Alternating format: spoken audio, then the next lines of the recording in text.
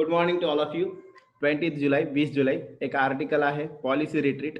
आवाज येतोय सगळ्यांना? ओके. आता चला पुढे.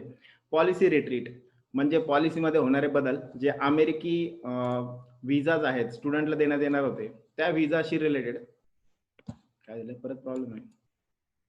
ओके ठीक आहे. सो जर आपण बघितलं की अमेरिकेमध्ये जे स्टुडंट्सला जे डोनाल्ड ट्रम्प यांनी काय केलं होतं, तर एक डोनाल्ड ट्रम्प यांनी काय केलं, तर जे काही व्हिजाज आहे ते व्हिजा देण्याबद्दल जे तर त्यांनी सांगितलं होतं की जे स्टुडंट्स आहे, जे इमायग्रंट्स आहे, त्यांना काय केलं जाणार नाही, तो व्हिजा जो आहे तो दिला जाणार नाही. आणि याच्या अगेन्स्ट एक केस फाईल करण्यात आली होती काही तिथले जे बुद्धिवादी लोक आहेत त्यांनी आणि काही युनिव्हर्सिटीजने. मग त्याचा जो रिझल्ट आहे तो रिझल्ट यांच्या अगेन्स्ट म्हणजे जी सत्तेमध्ये असणारी पार्टी आहे त्यांच्या अगेन्स्ट आलेला आहे. आणि तो नेमका काय आहे म्हणजे त्याचा परिणाम काय होतो त्याच्याशी रिलेटेड हे आर्टिकल आहे, ते समजून घेऊ.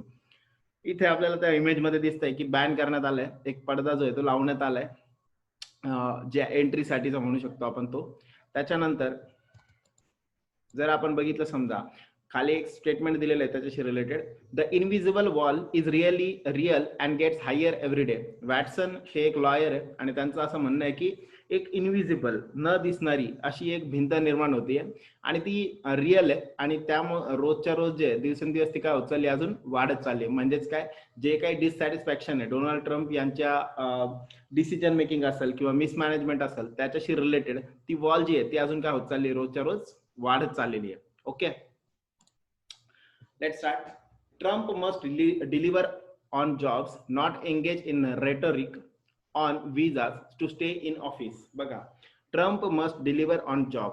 ट्रम्प यांनी डिलिव्हर केलं पाहिजे, जॉबशी रिलेटेड बोललं पाहिजे. Not engage in rhetoric, job निर्मिती जी आहे त्याच्याशी रिलेटेड ट्रम्प यांनी काहीतरी डिसिजन घेतला पाहिजे, न की इन रेटरिक. रेटरिक म्हणजेच काय, the art of effective speaking on विजाज. म्हणजेच काय, रेटोरिक म्हणजे भाषणबाजी, नुसते व्याख्यान करणं किंवा भाषणबाजी देणं विजाशी रिलेटेड. का बरं, तर टू स्टे इन ऑफिस. इथं स्टे इन ऑफिस हे फ्रेज टाईप मध्ये वापरलेलं आहे. त्याचा अर्थ ऑफिसमध्ये बसणं नाही, त्याचा अर्थ जे पद ते सांभाळत आहे त्या पदाला अजून जपून ठेवणं. मग ट्रम्प हे यांनी जॉब्स डिलिव्हर केलं पाहिजे, न की फक्त भाषणबाजी करावी. कशासाठी, तर आपलं पद सांभाळून ठेवावं यासाठी. फक्त भाषणबाजी करण्यापेक्षा ट्रम्प यांनी जॉब्स कसे निर्माण करता येतील, कसे देता येतील याबद्दल विचार केला पाहिजे. ठीक आहे, ही हेडलाईन आहे. Market forces and common sense appear to triumph. Triumph means जिंकणं. Dash narrow minded economic protectionism in the US on student visas. मग आपल्याला माहिती आहे मार्केट फोर्सेस. मार्केट फोर्सेस म्हणजेच कोण, मार्केटमध्ये काम करणारे म्हणजे युनिव्हर्सिटीज सगळ्या. अँड कॉमन सेन्स, आणि तो कॉमन सेन्स जनरली अचानक कुणाला तरी बंदी घालणं याच्याशी रिलेटेड तो म्हटलेला आहे. To triumph. ट्रायम्फ म्हणजेच काय, विजयी होणं, जिंकणं. Dash narrow minded economic. Narrow minded, narrow minded म्हणजेच काय, जर आपण बघितली समजा तर काय झालेलं होतं, जर आपण बघितलं तर काय केलेलं होतं यांनी, जे पण डोनाल्ड ट्रम्प यांनी जे दिलेलं, जे सांगितलेलं होतं, ज्या पद्धतीने डोनाल्ड ट्रम्प यांनी सांगितलं होतं बॅन करणं, तर ते बॅन करून काय होणार होतं, अल्टिमेटली त्याचा परिणाम असा होणार होता की फक्त आणि फक्त कुणाला कॉमन सेन्स आहे की सगळ्यांना त्याच्यावरती बंधन घालणं जे आहे ते शक्य होणार नाही. मग ट्रायम्फ विजय झाला कशावरती, तर जी narrow minded. Narrow minded mentality म्हणजे कोणती, अशी मेंटॅलिटी की बाकीच्यांचा सगळ्यांचा विचार न करणं. Economic protectionism in the US on student visa. ठीक आहे, मग डॅश ट्रायम्फ डॅश काय येईल सांगा. आर के म्हणतायत ओव्हर, योगिता म्हणतायत ओव्हर. ठीक आहे, अजून कुणी? ओके, करेक्ट आन्सर आहे ओव्हर. आरती ओव्हर. ओके, सगळ्यांचा करेक्ट आन्सर आहे. So market forces and common sense appear to triumph over narrow minded economic protectionism. म्हणजेच काय, नॅरो माइंडेड इकॉनॉमिक प्रोटेक्शनिझम, आर्थिक ज्याला संरक्षण देण्याची जी पद्धती आहे US ची, आणि त्या संकीर्ण ज्याला म्हणू शकतो आपण किंवा छोटी, मग ती जी आहे तर त्याच्यावरती विजय जो आहे तो मार्केटच्या फोर्सेसचा म्हणजे युनिव्हर्सिटीचा आणि कॉमन सेन्सचा विजय जो आहे तो झालेला आहे. President Trump's administration had to walk back a recent immigration policy. आता हा शब्द जो आहे ना तो नीट समजून घ्या. इमायग्रेशन म्हणजे काय, ऍक्च्युअल इमायग्रेशन म्हणजे काय असतं, मायग्रेशन मीन्स एका ठिकाणावरनं दुसरीकडे जाणं. इमायग्रंट म्हणजे कोण? असा पर्सन की जो इमायग्रंट दुसऱ्या ठिकाणावरनं आपल्या ठिकाणी आलेला आहे. ठीक आहे. मग इमायग्रेशन पॉलिसी नेमकी काय असते किंवा इमायग्रेशन काय असतं की दुसरीकडनं येतोय आणि परमनंट इथे येण्यासाठी तर तो फिक्स परमनंटली इथे येण्यासाठी तो आलेला आहे. मग असे जे लोक असतात त्यांना काय म्हटलं जातं? तर त्याला त्या प्रोसेसला आपण इमायग्रेशन असं म्हणतो. ठीक आहे. मग अशी जी इमायग्रेशन साठीची जी पॉलिसी आहे, ट्रम्प यांची जी पॉलिसी आहे ती इमायग्रेशन साठीची असलेली जी पॉलिसी आहे त्या पॉलिसीवरती विजय जो आहे तो मिळवण्यात आलेला आहे. ठीक आहे. So president Trump's administration had to walk back a recent immigration policy diktat. Diktat म्हणजेच काय असतं? स्ट्रिक्ट नोटिफिकेशन किंवा स्ट्रिक्ट पॉलिसी. अशी पॉलिसी जी खूपच जास्त स्ट्रिक्ट होती, कुणाच्या अगेन्स्ट? जे बाहेरून येणारे आहेत ते हॅड टू वॉक बॅक, त्याला वॉक बॅक करावं लागेल. Administration had to walk back a recent immigration policy diktat. त्यांना जे तर तिला वॉक बॅक करावं लागेल, परत घ्यावं लागेल. That it would no longer issue visas to university students in programs involving a substantial online component starting in the fall 2020 semester. बघा, दॅट इट वुड, काय पॉलिसी होती? कोणती पॉलिसी परत घ्यावी लागणार? जी policy that it would no longer issue, जे की इश्यू करणार नाही, देणार नाही विजाज कुणाला? टू युनिव्हर्सिटी स्टुडंट्स, असे युनिव्हर्सिटीचे विद्यार्थी in programs involving in substantial online component. Online component मध्ये सबस्टेन्शियल म्हणजे व्हेरियस वेगवेगळ्या ऑनलाईन कोर्सेसला ज्यांनी ऍडमिशन घेतलेले होते starting in the fall 2020 semester, 2020 च्या सेमेस्टरसाठी, सुरू होणाऱ्या ज्या सेमेस्टरसाठी ज्यांनी ऍडमिशन घेतलेले होते, जे इथं इमायग्रेट आहेत, अशा लोकांना सुद्धा काय होणार नाही? व्हिसा जो आहे तो मिळणार नाही. ठीक आहे. सो ही जी पॉलिसी होती त्याला काय करावं लागणार आहे? वॉक बॅक करावं लागणार आहे, परत घ्यावं लागणार आहे. ओके. सो इथे कोणते कोणते शब्द? वॉक बॅक, त्याच्यानंतर डिक्टॅक्ट, त्याच्यानंतर substantial. Okay. had this policy withstood means resist करना the legal challenge that was immediately mounted चा अर्थ असतो फोर्स करणं. had this policy withstood the legal challenge that was immediately mounted dash Harvard University mounted, हा सांगा, the MIT and over 200 other universities, it might have led to a large numbers of students enrolled in such courses facing the risk of deportation and those intending to enter the US for higher studies stranded abroad without options. बघा, had this policy withstood, जसं की या पॉलिसीने काय केलं होतं? रजिस्ट केलं होतं. लीगल चॅलेंजला was immediately mounted dash Harvard University. ही जी पॉलिसी होती तिला चॅलेंज केलं होतं लिगली. कुणी केलं होतं? मग ज्यांनी केलं होतं त्यांच्याकडनं ते झालेलं आहे. सो दॅट इज, हा काय येईल बघा, मग सांगा option.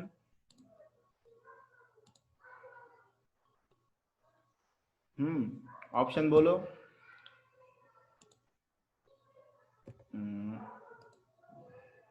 D, C, on, over. बर, त्यांच्याकडनं झालंय. The correct answer is by. का बरं? हार्वर्ड युनिव्हर्सिटी, MIT युनिव्हर्सिटी यांनी ते केलंय. वॉज इमिजिएटली माउंटेड म्हणजेच काय? चॅलेंज जी होती ती पहिले आले. द लिगल चॅलेंज हे पहिलं आलंय. That becomes object. ऑब्जेक्ट पहिले आला म्हणजे पॅसिव्ह व्हॉइस आहे, म्हणून मग इथं कोण पाहिजे होतं? By. E is the correct answer. Mounted by. Okay. So mounted by Harvard university. मग ही जी हे ज्या पद्धतीने पॉलिसी सांगितली होती त्या पॉलिसीला बऱ्याचशा लोकांनी काय केलं? रेजिस्ट केलं, त्याला अपोज केलं. कसं? लिगली चॅलेंज देऊन. कुणी? हार्वर्ड युनिव्हर्सिटी, त्याच्यानंतर MIT university and over 200 other universities.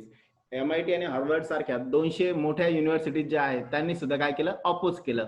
It might have led to a large numbers of students enrolled in such courses facing the risk of deportation and those intending to enter the US. बघा, it might have led to, it might have ज्यावेळेस येतं त्यावेळेस असं होऊ शकलं असतं.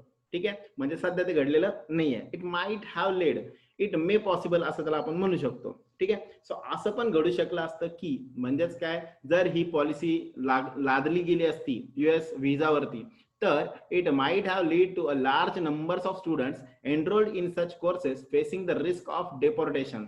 मग यामध्ये डिपोर्टेशनची जी रिस्क आहे, डिपोर्टेशन मीन्स बॅन करणं, बॅनिश करणं. मग ज्या एखाद्या कंट्रीमधून त्याला हाकलून देणं ज्याला म्हणू शकतो आपण. सो जे काही लोक, जे स्टुडंट्स ऑलरेडी एनरोल केलेलं आहे, ज्या लोकांनी या कोर्सेसला या युनिव्हर्सिटीमध्ये एनरोल केलेला आहे, त्यांना सुद्धा रिस्क ऑफ डिपोर्टेशन, एखाद्या कंट्रीमधून काढून टाकणं, so that is the banishment, हकालपट्टी करणं. अँड दोज इंटेंडिंग, आणि ज्यांची इच्छा आहे to enter the US for higher studies, ज्यांची इच्छा आहे की त्यांना हायर स्टडीसाठी US मध्ये यायचं आहे, स्ट्रँडेड अब्रॉड विदाउट ऑप्शन्स. मग ते जे आहे तर ते काय राहिले असते, स्ट्रँडेड. ज्यांची US मध्ये येऊन शिकण्याची इच्छा आहे असे लोक सुद्धा काय झाले असते, ज्या देशात आहे त्याच देशात ते राहिले असते, तिथे स्ट्रँड झाले असते, कॉट झाले असते. ठीक आहे. सो स्ट्रँडेड म्हणजेच काय असतं, कॅप्चर्ड, अडकणं किंवा एखाद्या ठिकाणी पकडलं जाणं. ठीक आहे. सो मग जसं की आपण बघितलं, समजा काय होतंय, ओव्हरऑल जर बघितलं, नेमका प्रॉब्लेम काय होतोय, जर हे शक्य झालं असतं, जर हे लादलं गेलं असतं, तर त्याच्या माध्यमातून जी रिस्क आहे, ज्या स्टुडंटला जिथे आहे तिथेच राहावं लागलं असतं, त्यांना US मध्ये शिक्षण घेण्यासाठी येता आलं नसतं. आणि ज्यांनी ऑलरेडी एनरोल केलेलं आहे स्वतःला, त्यांना काय केलं असतं, त्या देशातून सुद्धा हाकलून दिलं असतं. Okay, clear.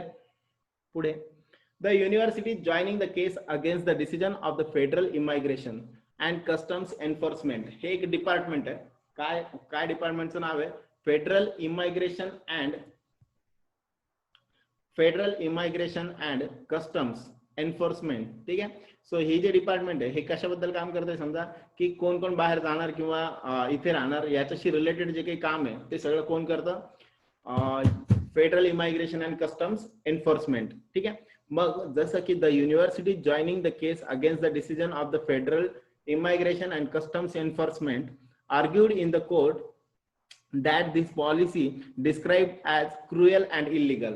त्या युनिव्हर्सिटी ज्यांनी काय केलं, federal immigration and custom एन्फोर्समेंटला approach केलं आणि त्यांना सांगितलं, तर त्यावेळेस त्या डिसिजन बद्दल त्यांनी सांगितलं की कोर्टात त्यांनी असं सांगितलं की ही जी पॉलिसी आहे ही एकदम निर्दयी आहे आणि इल्लीगल आहे, ही अकायदेशीर आहे. ठीक आहे. undermine their efforts to dash a safe online based learning system amidst the raging pandemic. ठीक आहे. काय म्हणतात ते बघा, ही एकदम निर्दयी आणि इलिगल, ज्याला काय म्हणतो, अकायदेशीर ज्याला म्हणू शकतो, बेकायदेशीर. सो बेकायदेशीर असणारी आणि क्रुएल, एकदम निर्दयी अशी ही पॉलिसी आहे, जी की लादली जाते. ही चुकीचं आहे. अंडरमाइन, जे काय करते, अंडरमाइन करते, कमी करणं. सो अंडरमाइन देअर एफर्ट्स, आमच्या सगळ्या युनिव्हर्सिटीच्या एफर्ट्स घेत आहे कशासाठी, to dash a safe online based learning system amidst the raging pandemic मध्ये जे काही महामारी आहे, त्या महामारी वाढत असताना आम्ही सगळे लोक जे काम करतोय, ज्या युनिव्हर्सिटीज मिळून आम्ही ऑनलाईन प्लॅटफॉर्मवरती जे जास्तीत जास्त काम करतोय, त्याला कुठेतरी कमी करण्याचा प्रयत्न हा या डिसिजनच्या माध्यमातून होत आहे. म्हणून आमच्यासाठी ती एकदम क्रुएल, एकदम निर्दयी आणि बेकायदेशीर ती डिसिजन आहे. ठीक आहे.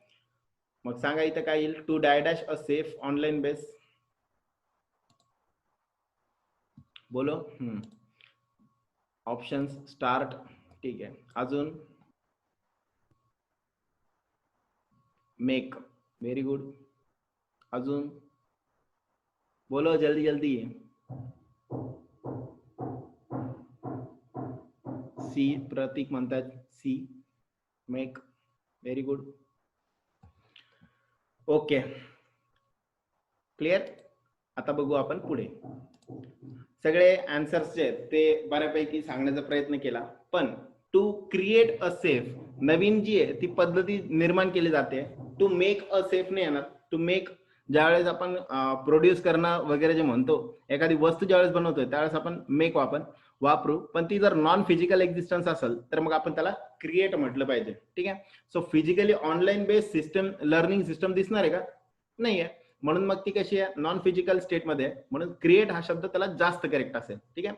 Efforts to create a safe online based learning system amidst म्हणजे in between the raging pandemic, जसं की इन्क्रीज होणारा पॅन्डेमिक आहे त्याच्या काळामध्ये जी आम्ही ऑनलाईन सिस्टम डेव्हलप करण्याचा प्रयत्न करतोय, त्यामध्ये हे त्याचं महत्व कमी करण्याचा प्रयत्न या डिसिजनच्या माध्यमातून केला जातोय, आणि म्हणून ही डिसिजन क्रुएल आणि बेकायदेशीर आहे.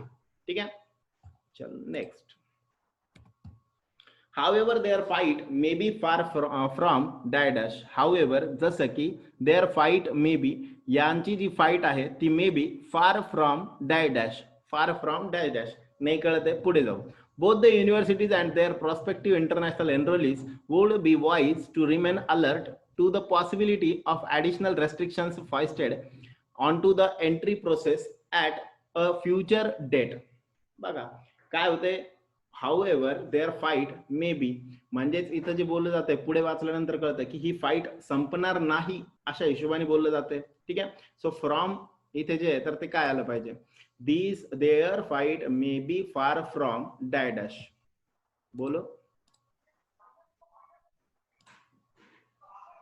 फार फ्रॉम बी, प्रतीक म्हणताय बी, ऑर्डरला कोण येते, सी. ठीक आहे. अजून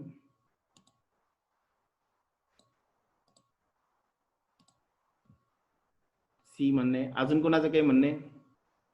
ठीक आहे.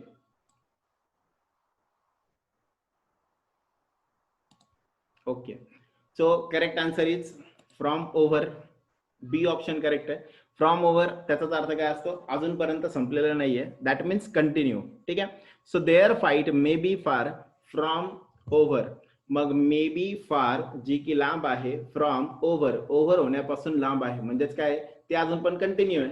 Both the universities and their prospective, prospective means येणारे, एक्सपेक्टेड, इंटरनॅशनल एनरोलीज, एनरोलीज म्हणजे कोण, जे स्वतःला एनरोल करणारे असे, would be wise to remain alert to the possibility of additional restrictions foisted onto, foisted means लादले जाणार, onto the entry process at a future date. जरी हे सगळं सांगत असले, जरी त्यांच्यामधली फाईट आपल्याला कोर्टाने जरी याचिका किंवा रिझल्ट जो आहे तो ट्रम्प यांच्या विरोधात दिलेला असेल, तरी सुद्धा असं म्हटलं जात आहे की both the universities and their prospective international enrollees would be wise to remain alert to the possibility of additional restrictions foisted onto the entry process at a future date. जरी आपल्याला वाटत असलं तरी सुद्धा येणाऱ्या काळामध्ये काय होणार आहे, जे गव्हर्नमेंट, डोनाल्ड ट्रम्प यांचं जे गव्हर्नमेंट आहे ते रेस्ट्रिक्ट करायला सांगते या गोष्टी ज्या आहेत, भविष्यात जरी त्यांनी एनरोल केलेलं असलं, काही पण असलं तरी सुद्धा हे रेस्ट्रिक्शन्स जे आहे त्यांच्या एंट्री प्रोसेससाठी कुठे ना कुठे त्यांच्यावरती निश्चितच लादले जाणार आहेत. त्यांना जे तर यामध्ये युद्ध जे ते मात्र अजूनही संपलेलं नाहीये. म्हणजेच काय, जे गव्हर्नमेंट, डोनाल्ड ट्रम्प यांचं जे गव्हर्नमेंट आहे ते मात्र अजून याच डिसिजन वरती फर्म आहे की हे विजा जे आहे त्याला काय केलं जाईल, बॅन केलं जाईल. ठीक आहे. सो त्या रेस्ट्रिक्शनशी रिलेटेड अजून पण ते त्यांच्या स्थिर याच्यामध्ये आहेत. Already the administration has clarified that newly enrolling international students, possibly up to 2 lakh across the US, will be discouraged from taking purely online courses while living in the country. Yet the battle will continue from the other side too. The judge in the legal case brought by the universities is keeping the case open, implying that arguments could be made against additional restrictions. बघा काय म्हटलं आता, already जसं की Trump यांचं जे administration आहे त्यांनी आधीच सांगितलंय, आधीच क्लिअर केलंय की न्यूली एनरोलिंग इंटरनॅशनल स्टुडंट्स, नवीन येणारे जे काही नवीन एनरोल होणारे जे स्टुडंट्स असतील, ज्यांचा आकडा जवळपास किती आहे, 2 लाख अक्रॉस द युएस मधला, will be die dash from taking purely online courses while living in the country. कंट्रीत राहून सुद्धा ते ऑनलाईन कोर्स घेत आहे, ह्याच्याबद्दल काय केलं जाणार आहे, त्यांना डायडॅश केलं जाईल. सांगा, barred, ended, stopped, finished, keep away, काय येईल सांगा.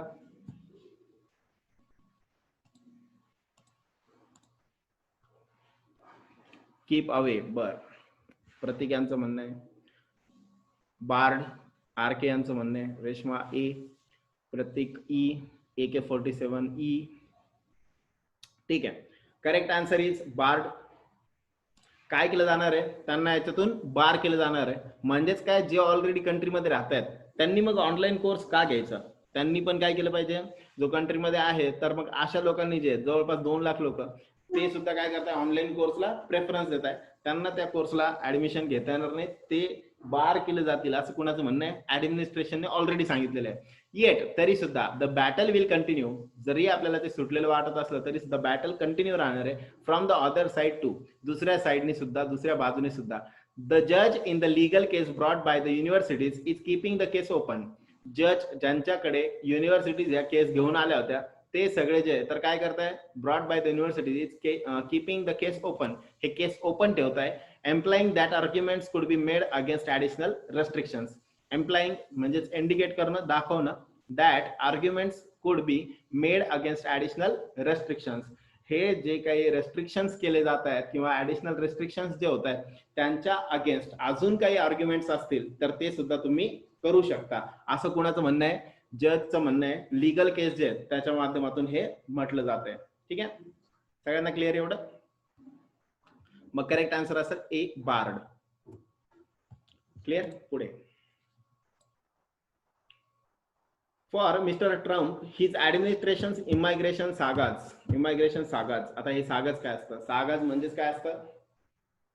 It is the set of stories किंवा कथानक ज्याला म्हणू शकतो आपण, किंवा एखादं नाटक वगैरे म्हणतो ना आपण. सो जे कंटिन्यू चालणार. मग हे सगळं जे ट्रम्प आणि त्यांचं ऍडमिनिस्ट्रेशन जे आहे त्यांचं इमायग्रेशनशी रिलेटेड जे काही आतापर्यंत कथानक चाललेलं आहे, जे काही नाटक चाललेलं आहे, will only ratchet up. Ratchet up means what? Increase, वाढवणं. ठीक आहे. So for Mister Trump his administration immigration sagas, या ज्या स्टोरीज आहे या माध्यमातून फक्त आणि फक्त इन्क्रीज केलं जाईल. काय इन्क्रीज केलं जाईल? The pressure on him to perform and deliver during what he probably died as the hardest year politically of his first term. मग या माध्यमातून सगळ्यात जास्त ते स्वतः काय करतायत? द प्रेशर ऑन हिम, स्वतःच्या परफॉर्मन्स वरती प्रेशर क्रिएट करताय अँड डिलिव्हर, स्वतःचा परफॉर्मन्स आणि ते डिलिव्हर करणं during what he probably died as the hardest year politically of his first term. जसं की त्यांना असं वाटतं याच्याशी रिलेटेड शब्द कोणता येईल?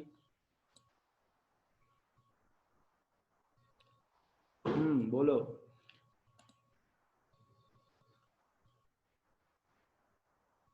बी बी बी सगळ्यांचं बी म्हणणं आहे. एकदम करेक्ट आन्सर आहे. का बरं बी? कारण सगळ्यात पहिले बघा, ही प्रॉबेबली डायड ॲज, ही आलेली आहे, हिच्या नंतर यस किंवा ई एस लागणार. मग दोनच ऑप्शन होते, बी आणि ई. दोन्ही पैकी डॅमेजेस तर नाही येणार, म्हणून मग considers correct answer. B is the correct answer. मग द प्रेशर या माध्यमातून मिस्टर ट्रम्प आणि ऍडमिनिस्ट्रेशन हे काय करतायत? यांच्या ज्या इमायग्रेशन सागाज आहेत त्या ओनली रॅचेट अप, यातून प्रेशर क्रिएट करतील. कशावरती? परफॉर्मन्स वरती. जेणेकरून काय होईल? जे त्यांच्या आयुष्यामधलं, त्यांच्या फर्स्ट टर्म मधलं या सगळ्यात पॉलिटिकली हार्डेस्ट असं वाटणारं जे वर्ष आहे 2020, या वर्षामध्ये त्यांचा जो परफॉर्मन्स आहे त्याच्यावरती ते अजून काय करतील? स्वतः प्रेशर निर्माण करतील. थोडक्यात काय तर हे जरा त्यांच्यासाठी घातक आहे. ठीक आहे, next.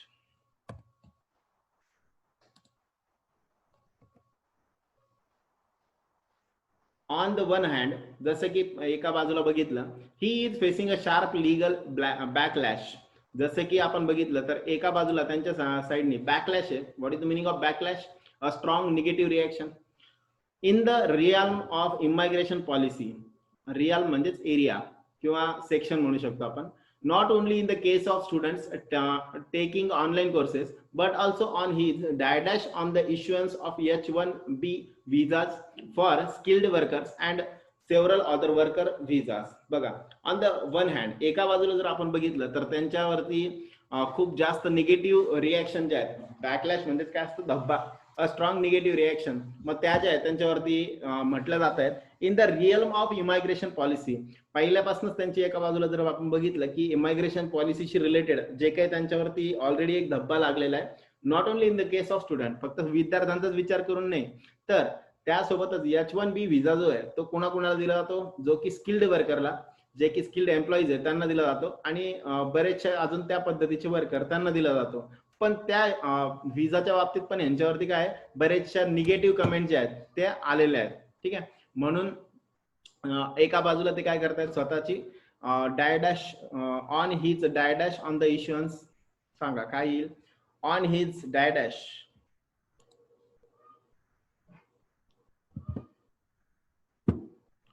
RK ban, Reshma ban, AK-47, B restricting, banning, Pratik E banning. ठीक आहे, the correct answer is ban. आपल्याला इथे नाऊन फॉर्म पाहिजे होता, डी बॅन, नाऊन फॉर्म पाहिजे होता. ही इज बॅनिंग नाही म्हणता येणार आपल्याला. So he is ban on the issuance of H1B visas. ठीक आहे, म्हणून करेक्ट आन्सर असेल डी, दिल्ली. मग जसं की याच्यावरती काय ऑलरेडी त्यांच्यावरती बरेचसे निगेटिव्ह जे आहेत त्या रिएक्शन्स मांडल्या गेलेल्या आहेत. सेकंड, एक हे झालं. दुसरं, सेकंड, ही job approval ratings are on the die dash in the face of his government mismanagement of policy. Mismanagement होते, त्याच्यामुळे काय होणार आहे, ही जॉब अप्रुव्हल रेटिंग्स, ज्या जॉब अप्रुव्हलच्या रेटिंग असतात जसं की स्टार 1 2 3 असं जे असतं, मग ते जे आहे 3 स्टार 4 स्टार, मग तशा रेटिंग ज्या आहेत त्या डायडॅश आहे, त्या वाढतायत का कमी होत आहेत. मिसमॅनेजमेंट झालं तर काय होणार आहे, मग सांगा ऑप्शन काय येईल.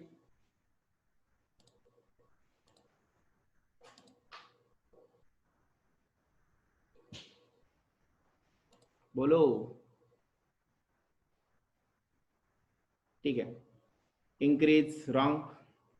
Decline is the correct answer. Second, his job approval ratings are on the decline in the face of his government's mismanagement. जसं की त्यांचं गव्हर्नमेंट मिसमॅनेजमेंट करतंय, कशामुळं, policy to content the spread of कोविड-19. कोविड-19 मुळे निगेटिव्ह चाललंय. The इनएफेक्टिव्ह steps it has taken bolster the economy, इकॉनॉमीला boost करणं, move करणं, increase करणं. And a surge, surge means increase करणं in रॅशियल tensions.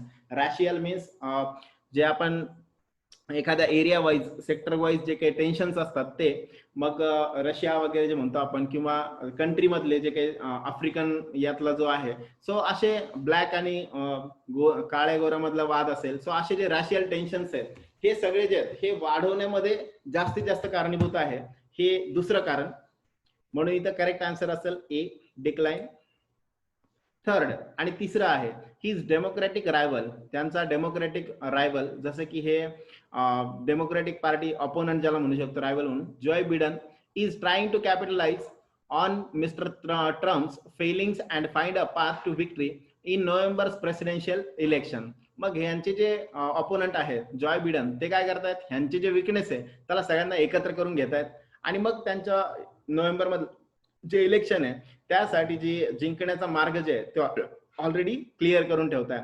Despite the embarrassment of retreating on his latest visa policy, Mister Trump is unlikely to get to back down from his broader protectionist impulse for fear of alienating the core of his base, those whose jobs he dared to protect from foreigners and immigrants. बघा, जरी despite the embarrassment means शेम, लाज वाटणं, so जरी त्यांना लज्जित व्हावं लागलं, of retreating on his latest visa policy, जसं की त्या रिट्रेट करणं, ती पॉलिसी परत घेणं, याच्याबद्दल त्यांना जरी लाजीरवाणं व्हावं लागलं, तरी सुद्धा Trump he is unlikely to back down, परत घेण्याबद्दल ते इच्छित नाहीये, from his broader protectionist impulse, impulse means स्वतःच्या मनामध्ये असलेलं जे काही इन्स्टिंक्ट ठरवून घेतलेले आहेत ते, for fear of alienating the core of his base, जसं की अमेरिकेमधल्या जी त्यांची वोट बँक आहे, जे लोकल तिथले लोक आहेत त्या सगळ्यांच्या अगेन्स्ट जाणं किंवा त्यांच्यापासून वेगळं होणं, यासाठी ते मात्र तयार नाही.